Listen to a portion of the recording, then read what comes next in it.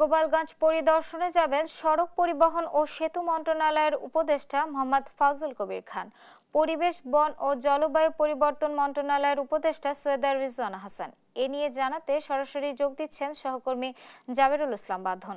জাবেরুল, উপদেষ্টা কি কি কর্মসূচিতে অংশ নেবেন, আমাদেরকে বিস্তারিত জানাবেন। পার্বণ, আপনি জানেন যে গোপালগঞ্জে দুইজন উপদেষ্টা এবং একজন মন্ত্রিপরিষদ সচিব গোপালগঞ্জে আসবেন।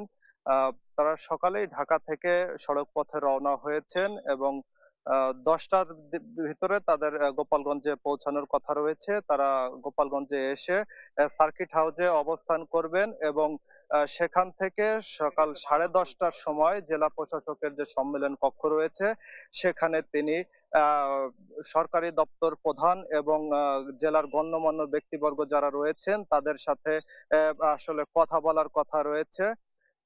এবং এই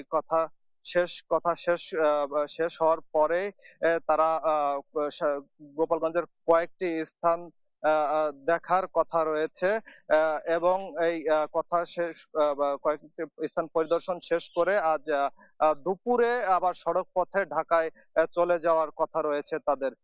পার্বণ, এই ছিল আমার কাছে গোপালগঞ্জ থেকে সর্বশেষ। ধন্যবাদ জাবেরুল। দর্শক, গোপালগঞ্জ থেকে সরাসরি যুক্ত ছিলেন আমাদের সহকর্মী জাবেরুল ইসলাম বাঁধন। দেখছেন সংবাদ সকাল।